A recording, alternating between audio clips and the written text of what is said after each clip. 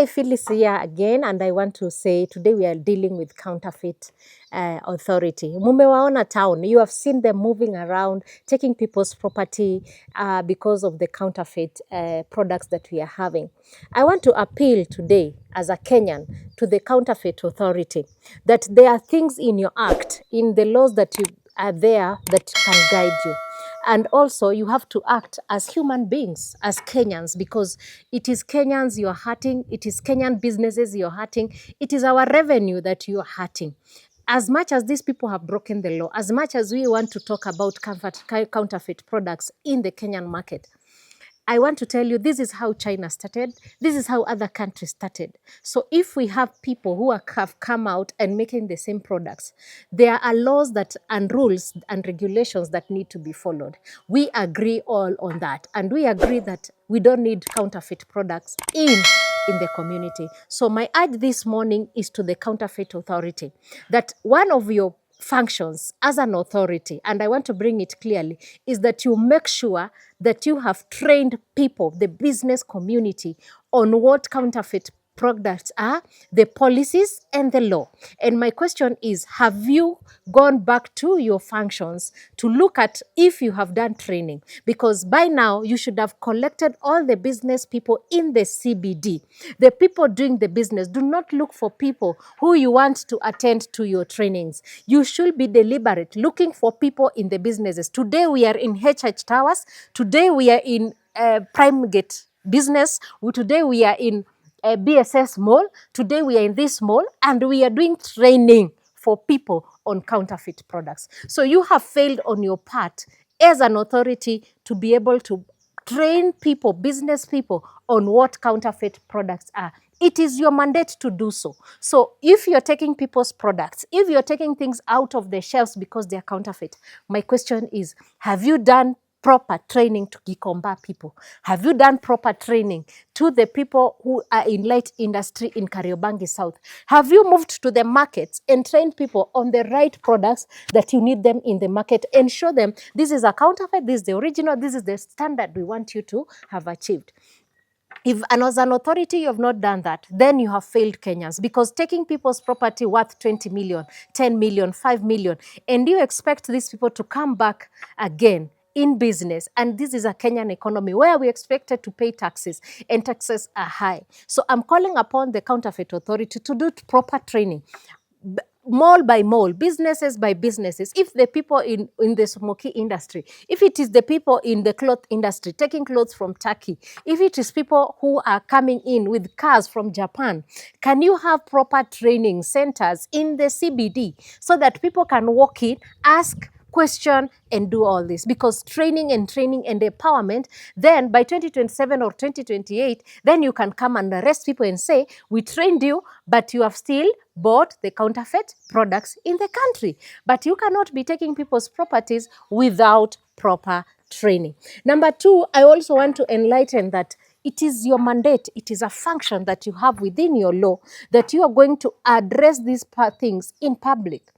So I've not seen a YouTube channel where you are addressing the counterfeit products, where social media is. I've not seen your TikTok page where you're addressing the same counterfeit products and policies. I have not seen anywhere in Facebook, or maybe it is there, but it is not in the public domain. Yes, we are Kenyans, we know we don't like books, we don't like reading, we don't like doing many things.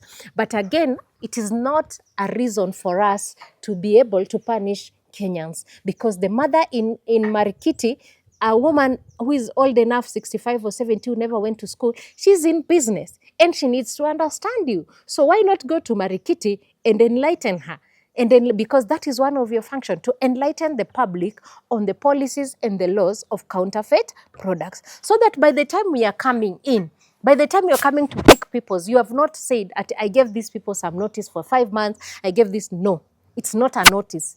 It is the law that mandates training. Training is different. Enlightening people, meaning there is civic education.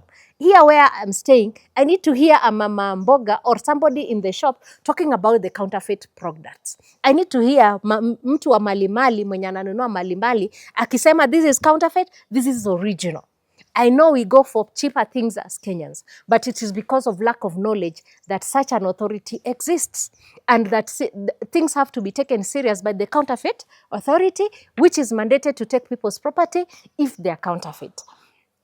All I'm asking today, as a citizen in this country, as a Kenyan in this country, is number one, kindly enlighten, let there be civic education in the villages, in the community, because you have the budget to do the enlighten.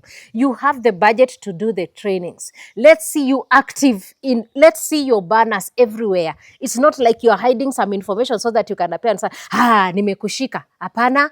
Have you trained me? Because if it is that way, if you're hiding your laws, if you're hiding the things that are supposed to be done, because I know Kenyans, there are Kenyans here out here who love following the law. There are Kenyans here, if they have the right information, let me tell you, they will do the right thing according to the law. There are law-abiding citizens. Yes, there are those ones who don't know it, but they don't have the information. You know, those are two different things. Having the information and understanding it and ignoring it, but not having the same information but saying. But if your civic education is sending somebody around the malls telling people, oh, you know, waambieni tunakuja next week, waambieni tunakujia products. No. You're supposed to go in that mall, educate them, train them for 2 hours or 3 hours, then call them. And then when you're sending your signal or your notice, they already know that you train them. We don't want this, we don't want this, we don't want this. Because remember, not everybody in Kenya is educated. Not everybody in Kenya can have access to information in business-wise. Not everybody went to the university to know that Counterfeit Authority exists. It is there and it is doing its job. So all I'm asking this morning as a law-abiding citizen is for you, kindly enlighten the people in the proper channels, meet people on the ground, and again, make sure your laws and policies have been understood on Counterfeit Authority. By the time you're coming to arrest people and arrest the goods and take away their products, then they understand that it is their fault, because the law does not allow ignorance. So once you've done that, I think we can have a very harmonious, counterfeit-free country if people understand. Do you want to tell me somebody in Korokocho selling some bales from Gikomba understands your counterfeit products policy? Do you want to tell me today, if I go to the village, if I go today to Subukia, if I go today to Bahati, if I go today to Sowi, to that woman there, selling her clothes, selling her products, selling her beauty products, does she understand the counterfeit policies? Does she know how it operates? Does she know that KEBS exists? That's because these are the questions we are asking. So let's hear you on radio. Let's hear you on TV. Let's hear you on YouTube. Let's hear you on social media. Let's see your banners everywhere, in every mall, everywhere, so that people are able to see. If you're not able, there are local radios that we have that you can reach our common mwananchi. All I'm crying today is, please, the Counterfeit Authority, come clear, train people, enlighten people. Do not just appear on people's businesses and taking their goods. That is trauma enough. It is trauma, because these are loans people have taken to buy these goods. These are people who have gone to China and brought products in the country. So my question is, when the counterfeit products were being brought in the port, where were you to stop them at the port, not to enter in the market? Why are they in the shelves? It means there's a loophole somewhere when the containers are doing clearing and forwarding. So do not just punish an innocent Kenyan. Do not just punish somebody in business to feel the pain when they have loans to pay. Do you want more sick Kenyans? Do you want depressed Kenyans? Do you want Kenyans who are going to rob other people because their money is lost through the counterfeit products? So let's do the due diligence first. Let's face, do not just appear on people's businesses. Make sure you have written to them a paper that this is a warning. This is your first warning. We need you to clear this product. I wish, maybe, I don't know, but I wish there was a 6 months or a 1 year period telling people, finish your products on the counterfeit products. Pay your loans, because in December 2026, we are coming, and we are coming for your goods. And we are coming for those products that you've put on the shelves that are fake. That will be understandable, so that you protect the Kenyans from depression. Already the economy is hard. I don't agree that, oh, we have to sympathize on the laws have to be followed. Sometimes you look at what other people, the human side of it, other than the law, and saying, enyewe, these Kenyans, we didn't educate them, we didn't enlighten them, we didn't give them the right period, and we have failed as an authority here, and we need to do something about it, so that we are Kenyans by Kenyans. Protect a Kenyan, and a Kenyan will protect also you. So as much as your bosses are pushing you to bring people on board and arresting people and bringing the products and are behaving like they are not human beings, it is not proper. Let's be human. Let's understand people from a different perspective. Then when you're bringing the law, people understand. And people, Kenyans, are willing to learn.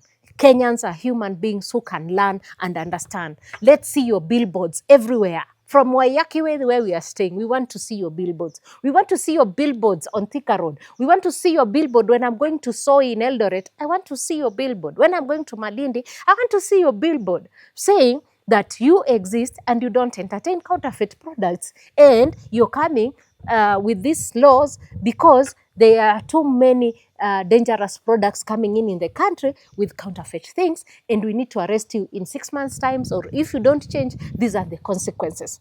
Let's see you. Visibility of the Counterfeit Authority. We want to see you everywhere before attacking people. Make sure you follow us on our YouTube channel so that we can be able to go together, subscribe and like and comment and share.